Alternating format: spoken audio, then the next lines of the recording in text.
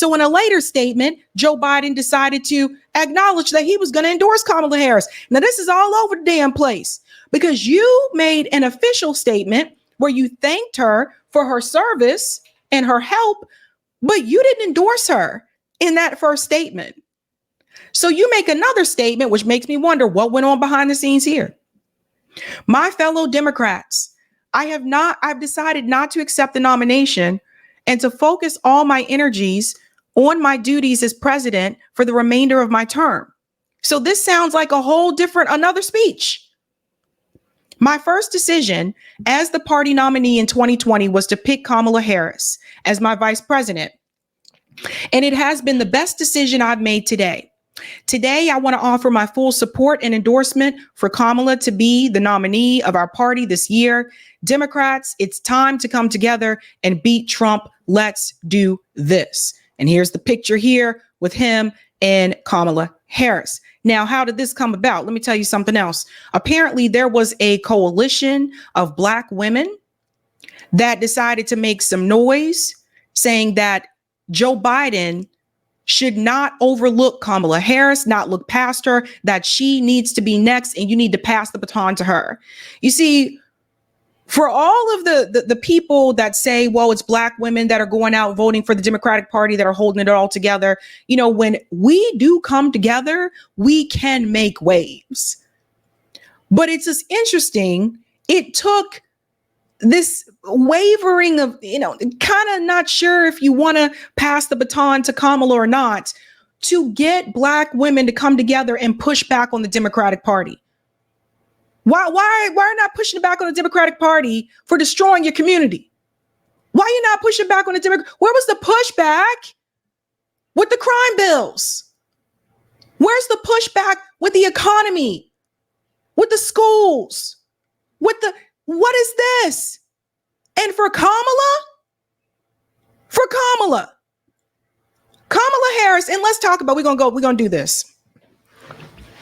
Kamala Harris, if you guys really want to get into the thick of it, yes, we all know that Kamala Harris is biracial. However, some things have been exaggerated. Kamala Harris' mother is from India, and we were told that her father is from Jamaica. Now, I'm looking online, and I'm reading some information about Kamala Harris's father, who we seem to never see.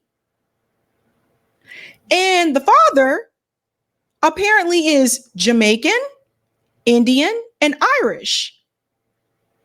So Kamala Harris, and I've told you guys about this before. I don't care what color you are, but the media is referring to Kamala Harris as a Black woman, could be the first Black female president, when for the longest time, Kamala Harris did not refer to herself that way. Does everybody remember this? Am I alone? I mean, let's think about this. Don't you remember when Kamala was running for president in 2020? When people asked her what she was going to be willing to do for the Black community, Kamala Harris' response in the town hall was, I'm not going to do anything specifically for Black people. She didn't want to refer to herself as a Black woman. Now, all of a sudden, because the media said so, and the Democratic Party said so, she's a Black woman. Now, all of a sudden, she's a Black woman. Kamala Harris is Black when it fits her to be Black, boo. I ain't got no time for that. You don't hear me walking around here talking about, and I got all different races in my family, but you don't hear me walking around talking about, I'm not willing to, help the Black community. Because majority of the time, when I do mutual aid, guess who we're helping? The Black community. You don't hear me walking around talking about, well, I'm not going to refer to myself as a Black woman. There's different races in my family and all this kind of stuff. Hell no. Kamala uses it when it's to her advantage. When it was to her advantage, she likes to mention, I was an AKA and my AKA store wars and I'm a Black woman. Then I see you on another interview and you say you're not going to identify as a Black woman. What you want, boo? So he endorsed her.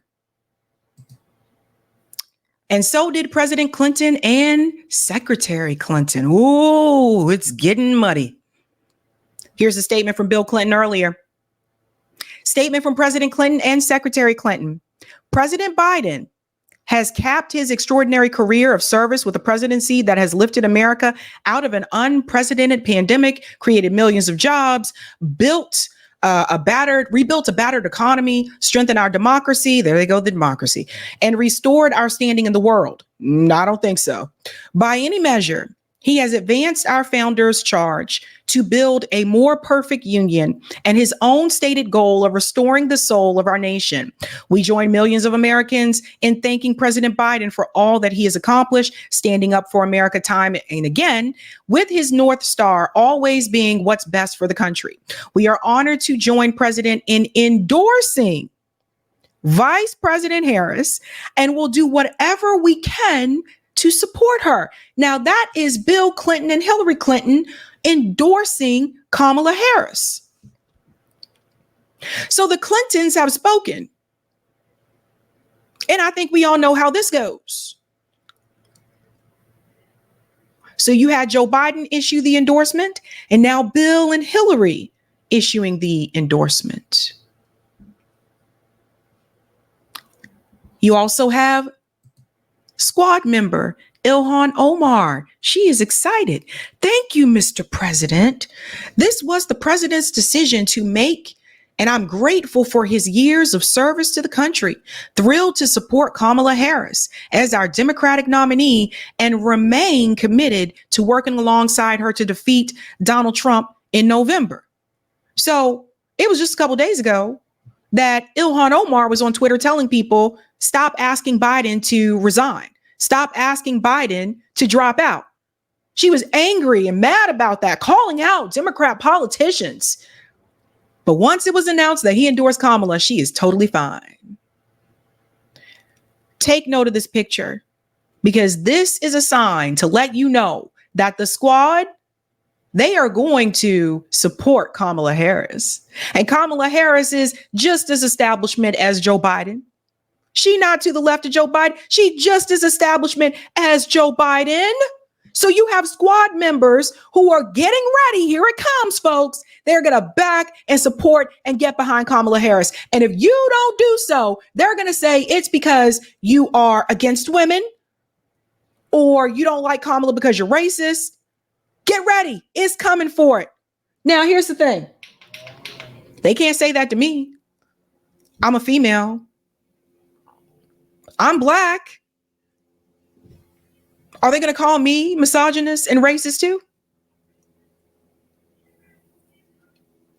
Get ready for the squad to come through for Kamala Harris. Now, all of this is a little bit interesting, considering that AOC did make an announcement recently. She decided to spill some tea about what was happening among Democrat politicians behind the scenes. And I want you to hear this, because what she said in this video, this is the opposite of what happened today, because they are endorsing Kamala Harris, but not everybody. We'll get there in just a second. Listen to this. I'm going to say what a lot of these folks aren't saying. I'm just going to say it. If you think that there is consensus among the people who want Joe Biden to leave, that they will support Kamala, Vice President Harris, you would be mistaken. And I'm going to say that because if they're going to come out and say all their little things on background off the record, but they're not going to be fully honest, I'm going to be honest for them. I'm in these rooms. I see what they say in conversations. A lot of them are not just interested in removing the president. They are interested in removing the whole ticket. So that brought me to this question. AOC coming out vehemently and supporting Joe Biden. Bernie Sanders too. By the way, they're getting hell on Twitter right now. Was it really about them trying to protect Joe Biden, or were they really trying to protect Kamala Harris? What was it really about? I know they're trying to protect their political career. Don't get me wrong. But after she made that statement, it made me wonder, was it really about Biden or was it about protecting Kamala Harris? Well, not everyone has decided to endorse Kamala Harris, and that includes Barack Obama. Barack Obama has not endorsed Kamala Harris. Obama endorses an open nominating process while the Clintons endorsed Harris. So there is fracturing in the Democratic Party.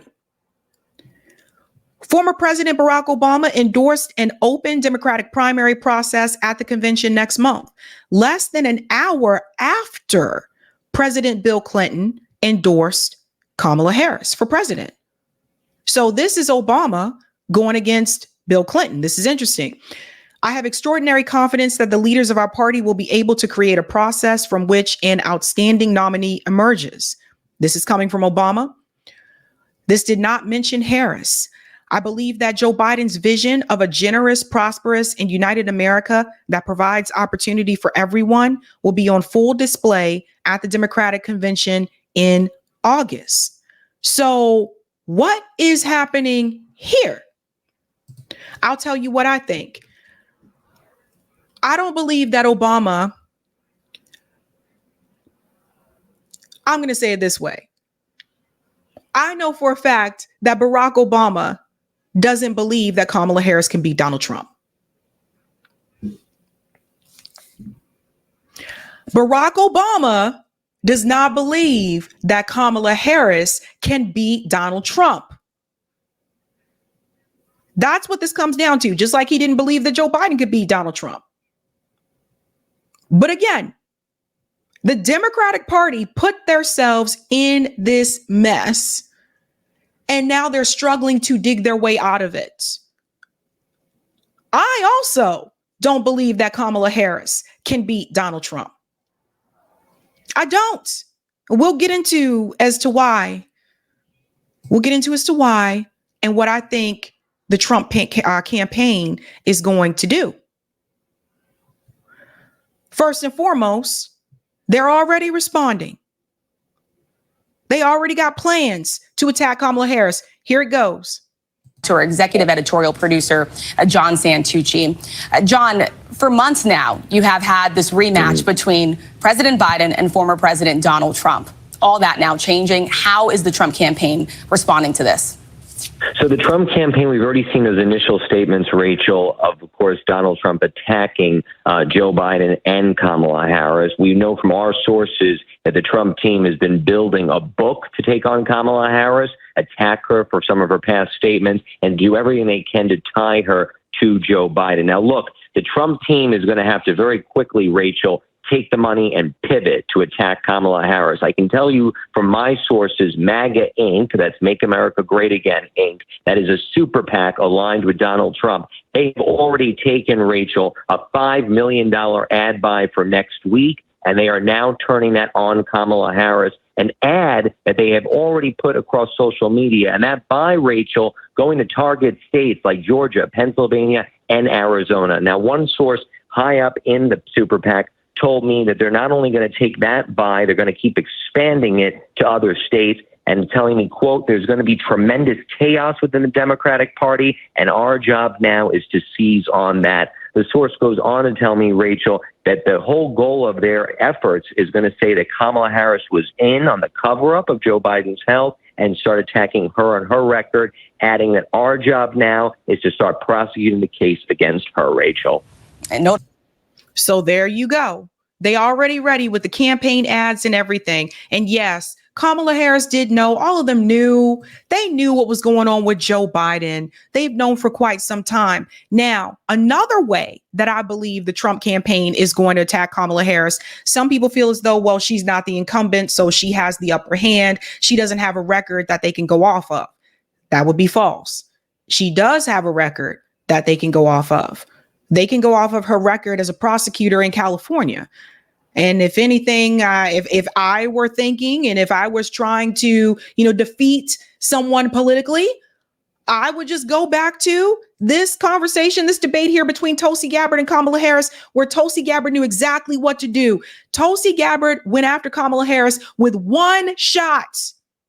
She took one punch at Kamala Harris and knocked her ass down. Now, Tulsi Gabbard has obviously revealed herself to be more of an opportunist. You know, she all over the place. You know, 1 minute you say you agree with these leftist policies, then all of a sudden you abandon all that, and then you say you want to get behind Donald Trump. Tulsi is just going where the money go, okay? I tried to tell people back then Tulsi Gabbard wasn't anti-war. People tried to argue me down. Then Israel and Gaza happens, and people are like, oh my God, Tulsi, I can't believe. She's always been kind of cringe, particularly when you're talking about the Muslim community. She's always had cringe takes on that. I don't think people were listening to what she was really saying. But if I were to imagine, the Trump administration is probably going to go after Kamala Harris's record the same way that Tulsi Gabbard did here in the 2020 Dem primary debates. Congresswoman Gabbard, you took issue with Senator Harris confronting Vice President Biden at the last debate. You called it a, quote, false accusation that Joe Biden is a racist. What's your response? I want to bring the conversation back to the broken criminal justice system that is disproportionately negatively impacting Black and brown people all across this country today. Now, Senator Harris says she's proud of her record as a prosecutor and that she'll be a prosecutor president, but I'm deeply concerned about this record. There are too many examples to cite, but she put over 1,500 people in jail for marijuana violations and then laughed about it when she was asked if she ever smoked marijuana. She blocked evidence.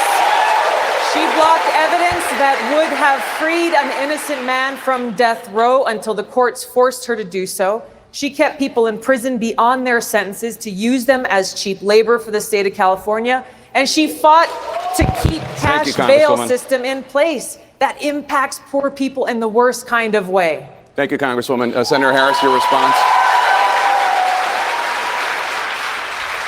As the elected Attorney General of California, I did the work of significantly reforming the criminal justice system of a state of 40 million people, which became a national model for the work that needs to be done. And I am. No, you locked up she locked up Black people. She targeted particularly single parents, like Black single parents. She locked up Black people and she slept her way to the top. Let's stop this.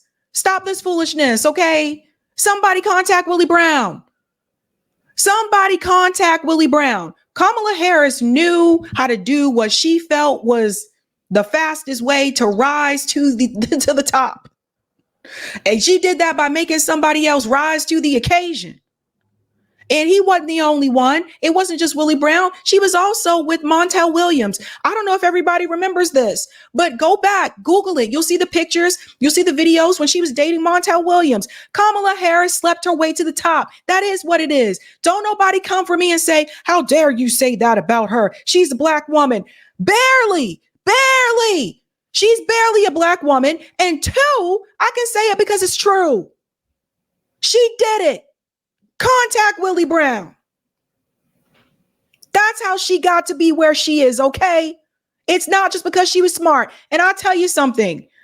I've had supervisors tell me many years ago, nobody's just going to give you a promotion just because you're doing a good job. You make yourself stand out. There's different ways of doing that. And there's honorable ways of doing that. She took a way that was not honorable. Let me let her finish. I am proud of that work.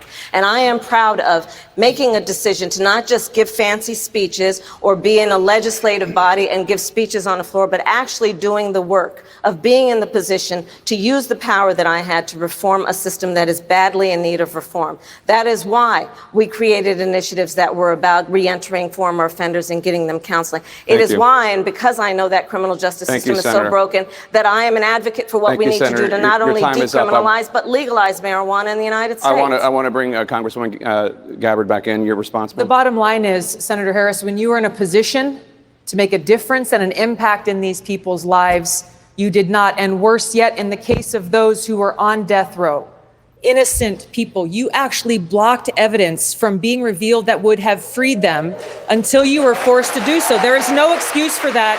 And the people who suffered under your reign as prosecutor, you owe them an apology. Senator Harris. My entire career, I have been personally opposed to the death penalty, and that has never changed. And I dare anybody who is in a position to make that decision, to face the people I have faced, to say, I will not seek the death penalty. That is my background. That is my work. I am proud of it.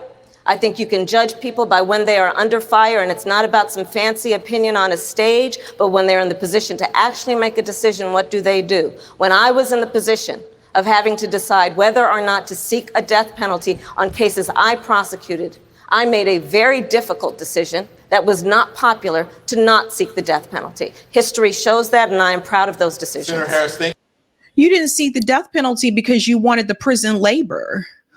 Of course, you don't want them to die. You want the labor. Let's get out of here with all that noise. Let's get out of here with all that noise. And we're going to keep it real. Because at the end of the day, Kamala Harris has just been repeating herself, and Che pointed this out. Same talking points over and over. Now, we got to mention this is partisan, so everybody keep that in mind. You see the elephant down there, so that is a partisan thing. That is coming from the Republican Party. I got to say that. I got to say that. But that doesn't change what's said in the video. Listen to Kamala's talking points. I can imagine what can be and be unburdened by what has been. You know? What can be unburdened by what has been. What can be unburdened by what has been. What can be unburdened by what has been. What can be unburdened by what has been. What we can see, what we believe can be unburdened by what has been. What can be unburdened by what has been. What can be unburdened by what has been. What can be unburdened by what has been. Who we can be unburdened by who we have been. What can be unburdened by what has been. Where we can be unburdened by where we have been and unburdened by where we are right now. What can be unburdened by what has been. What can be unburdened by what has been. What can be unburdened by what has been. What could be unburdened by what had been. What can be unburdened by what has been. What can be unburdened by what has been. What can be unburdened by what has been. What can be unburdened by what has been. What? I think you guys get the point. It can be a song at this point. Yes, it can be a song at this point. Now, I want to remind you as we move forward, because as it gets closer and closer to November, even some of the people that said they're willing to vote against the two-party system, the fear-mongering is going to increase the closer that we get to the election. And I've seen people do this before where they'll start off saying they're not going to vote for either party, but once the fear-mongering comes in, they decide, okay, you know, I don't want to get this person, so I better go ahead and just vote against the Republican Party, right? Let me tell you what you're really voting for. Let's go ahead and put this up on the screen. I want to go back to the DNC fraud lawsuit. Now, some people don't like when I share this. They don't like it because they're like, Sabby, you're making the Democrats look bad. Nah, son, they made themselves look bad. And people need to see this. I like to continue showing this. I interviewed the attorneys that started the DNC fraud lawsuit. And I don't think the Becks are doing interviews anymore, but I did interview them at that point in time.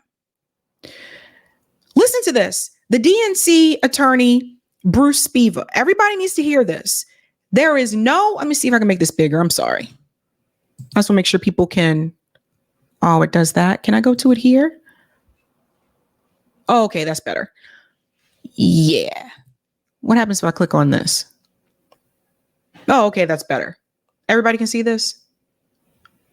Let me stop sharing and then share. I want you to see it from the Twitter because I want you to be able to read this, because this is what was determined from the DNC fraud lawsuit. And we cannot forget this, peeps. Okay. DNC attorney Bruce Spiva, because I'm trying to tell you, you think you got decisions, but you don't. You're not really doing this. There is no such thing as a Democrat. The DNC just encourages people to vote for the Democratic Party. 2, no one has any right of an expectation of a fair election. Let me hear this again. According to what was founded at the DNC fraud lawsuit, no one has any right to an expectation of a fair election. If the DNC wishes to select a candidate in the primaries instead of a free election process, that is their right. Everybody get that? It's a corporation. 3, donating money to Bernie Sanders doesn't mean you thought that money was going to assist him to win the primary. You have no right to think the DNC was obligated to follow their own charter and internal policies about elections. 4, discussion of or any disputes with the DNC do not belong in a transparent process in a court of law. The DNC is a private association, which should never be asked to engage in the discovery process or have to reveal any of its internal workings or strategies should they decide to select a candidate rather than allow a fair election of a candidate. Everybody see it now. Everybody see it. Not enough people talk about this. They legally can select the candidate. And there's nothing we can do about that because it's a corporation. So it just kills me when I see people fighting, back and forth over this. Oh, so-and-so said this and da-da-da. And it's just like, no, you really don't. You don't get it. Now, one more thing that I want to show you as well, because we just, I see it happening. I wasn't here last week. I was on vacation, so I missed a lot. I didn't get to cover the JD Vance thing, which he's corporate as well. But one thing I did notice is that once again, people are falling for it again. Hulk Hogan's out there ripping his shirt and saying someone took out my hero. People are out there calling politicians heroes. These people are not heroes. The real heroes are the ones out there doing the work on the streets. They're the ones that you usually don't hear about. They're usually not in the limelight. They're usually not in a political position. They're out there feeding people. They're out there helping people. And even a lot of those people don't want you to call them heroes. But I saw it all over again. I was like, wow, it's happening again, where people really believe that one politician is going to save you. And I'm here to tell you over and over again, no one person is coming to save you. There is no Superman coming to hover over the United States and to save you from all that's happening. That is not going to happen. We have to save ourselves. Are there certain things that politicians can do? Yes, especially when it comes to legislation. But you should never look at them as a savior. And that's what I saw happening again.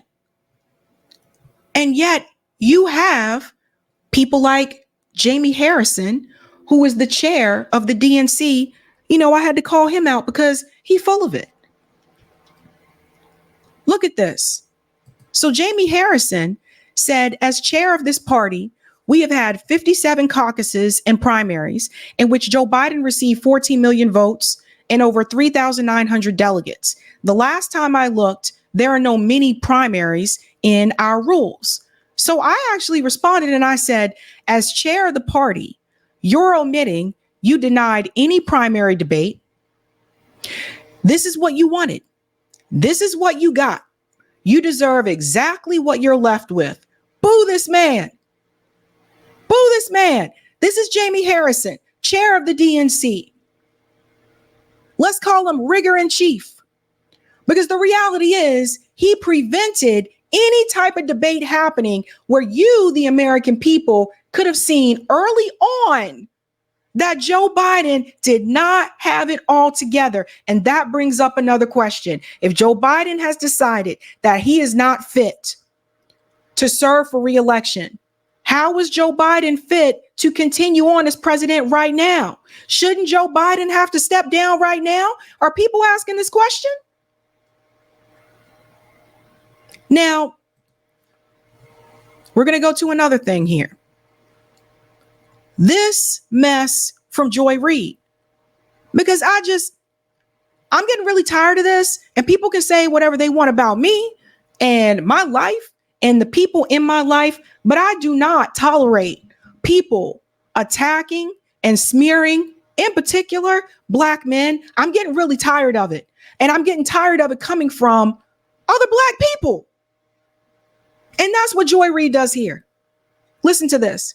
People who don't want to support the Democratic Party. And then in Argentina, that's how that went, which is that you had this coalition of, and not to be cruel, but, it was described as sort of an incel election. It was the young, angry men of Argentina who, they wanted a macho candidate, and it went along with policy. And then in Argentina, that's how that went, which is that you had this coalition of, and not to be cruel, but, it was described as sort of an incel election. It was the young, angry men of Argentina who, they wanted a macho candidate. And it went along with policies like banning abortion, banning birth control, and, the idea of no-fault divorce. It all kind of goes together that you've seen this kind of election before. You see the same thing in Hungary. The Orbanism of the party it's rooted in returning white Christian men, but also white adjacent men, black men, brown men who are Pause. Now here is Joy Reid referring to black men as white adjacent, because so some black men may choose to vote for Donald Trump. So that makes them white adjacent. Black people are not white adjacent. And Joy Reid says this, and this fool, he just nods along. Nobody else on the panel pushes back. And I'm getting tired of this. I'm getting tired of people like Joy Reid, people like Roland Martin, all these people, people like Charlemagne the God. I'm tired of it. I'm tired of them criticizing, and they're heavily targeting black men, criticizing black men who choose not to go along with the cult of the Democratic Party. I'm tired of it. Stop saying that black men are white adjacent. Stop saying that black men are the reason that Democrats are losing. It's all their fault. These black men are falling for Donald Trump and da-da-da. Maybe they're just tired of not getting anything from the Democratic Party. Did everybody ever stop and think about that? Anybody? Now, I don't think you should go over to the Republicans. I don't think you should go over there. They're corporate too. They're corrupt too. They're a little bit more vocal about it. The Democrats pretend that they're not, and they are. You should leave the system altogether. But I'm getting tired of this. I'm tired of it. And it's always coming from people like Joy Reid. And this fool, Michael Steele, he sits there nodding like, There's no uh-huh. What are you talking about? And Joy Reid is Congolese. So they use people that look like us to put us down. They use people that look like us to talk crap about us. This is not okay. Now, I was on vacation. I was gone last week. I'm back, boo.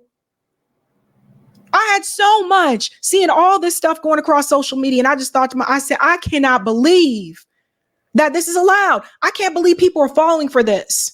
Joy Reid should get pushback from everyone in the black community for this comment. And I don't want to hear it. Don't criticize her. Don't criticize her, Sabby. She's a black woman. Don't criticize her. She's wrong. He just sits there and nods along. Candidate, and it went along with policies like banning abortion, banning birth control, and the idea of no-fault divorce. It all kind of goes together that you've seen this kind of election before. You see the same thing in Hungary. The Orbanism of the party it's rooted in returning white Christian men, but also white adjacent men, black men, brown men who are white adjacent in terms of trying to also be in that dominant position in society. And then you have women who are willing to go along with that, right? There are a certain number of women who are also willing, the trad wife sort of thing. And so what you've seen on the stage, but what's interesting though, is it J.D. Vance who promotes this kind of thing? He says there shouldn't be no-fault divorce. He says women in violent situations should stay. He didn't say that in his speech yesterday. No, there was no talk of abortion. No. There was no culture war stuff regarding men and women because they know it's deeply unpopular. Well, there you go. Here he is. That is it's all a mess. And I saw this foolishness too. And it's just, this country is a clown show. This country is heavily propagandized because too many people in this country believe there's a freaking hero. They believe someone is coming to save them. People went from Joe Biden being that savior. Now people going back to Donald Trump thinking he's going to be that savior. He not going to save you either. Look at his cabinet. It's all deep state, fam. I don't get this. I don't get it at all. But how did we get here? This is how we got here. When you look at the Biden administration, first it started with the failed promises, minimum wage increase, canceling student loan debt for HBCU students that made under $125,000 a year. That did not happen. Yes, he canceled some student loan debt, but he reneged on that promise that he made to those students at HBCUs. That's the problem. The healthcare issue. Joe Biden kicked people off of Medicaid. And not enough people talk about that. So we got to talk about some of these failed promises. Then we move forward to Genocide Joe. Now it appears it just moves to the stage of embarrassment. Because now Joe Biden is embarrassing the Democratic Party. Because you got the president of the United States, which Barack Obama heavily supported. So two people in a row that mofo supported are not doing too well. And you know how Obama feels about his legacy, right? Supported Hillary Clinton, she lost to Trump. Oof. Supported Biden, he won, but now you got people walking around calling him Genocide Joe. And rightfully so.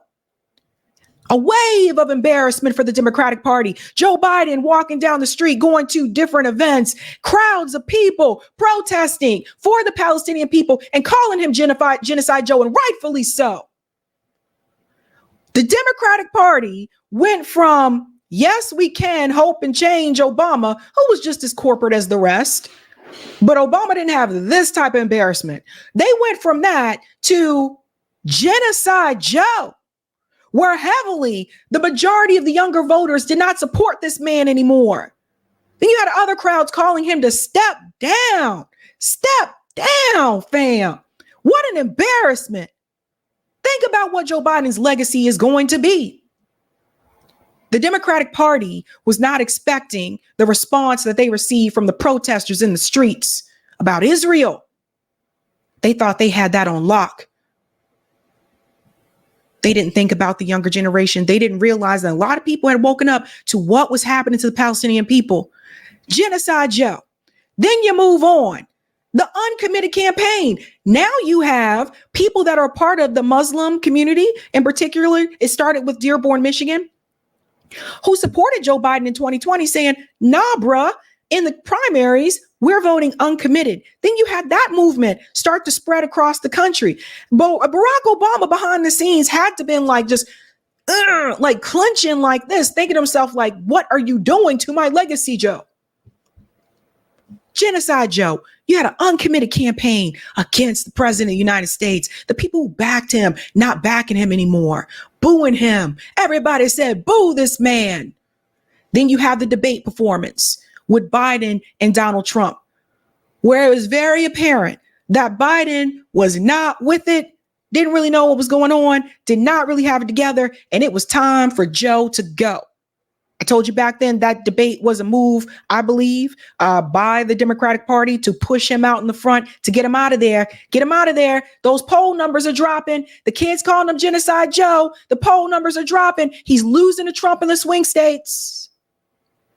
Then there's the interview with George Stephanopoulos, where he just lets people know, well, you know, if I can't beat him, then I just can't beat him.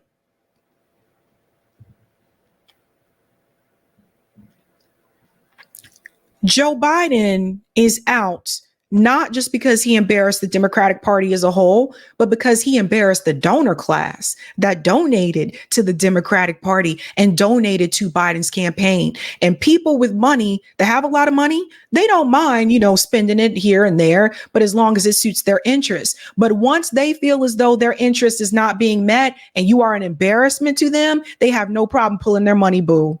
No problem. And I'm going to end it with this. That brings me to third parties.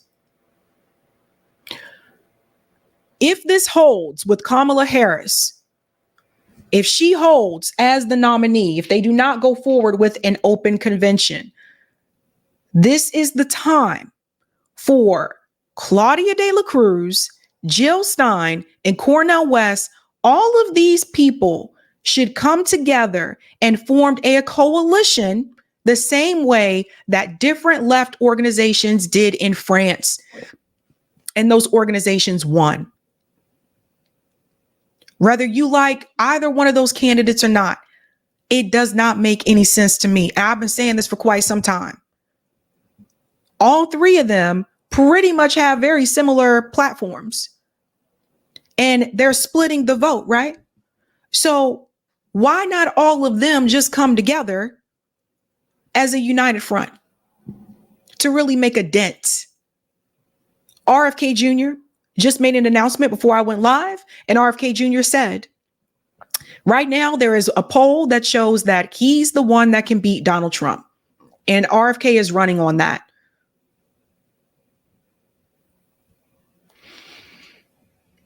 I just don't understand why we're splitting up the vote on the left. So in order for us to get some type of real progress, number one, people are going to have to put the personal issues aside, and the left is going to have to build a strong coalition in this country. And that's not happening. Right now, it's divided. And when you look at someone like Bernie Sanders, for example, the way all of us came together and got behind Bernie Sanders, I haven't seen that happen again behind another candidate. We need to start asking these questions, ladies and gentlemen. What happens comes November? Why is everybody splitting up support when they have basically the same platforms? I don't get it. But all of those people, their platforms are to the left of Kamala Harris. Imagine the type of coalition they could build if they all came together. Think about that. Otherwise, you'll be left with this. And I don't know if this is what you want, but it's not what I want. Oh, Deb. I'm Kamala. Okay. Happy 50th birthday to hip hop. When people think of me, okay, they think hip hop. I grew up in Oakland. I'm wearing this shirt. I scream hip hop. Hip hop! So yeah, I'm into hip hop. I want to give it up, okay, to all the greats. So Missy, TLC, ODB, DMX, okay, ABC, and LGBT, okay, Q, Lil Nas X. Giving it up. We here at the residence. It's lit. That's a word I have said before. A wise, okay, man once said, to the window, to the wall, okay, to the sweat, drop down my balls. Skeet, skeet, motherfucker. Skeet, skeet, goddamn. Those words are poetry, okay? I mean, it rhymes. So technically, that's poems. Happy birthday, hip hop. Kamala out. And I don't want to be left with that.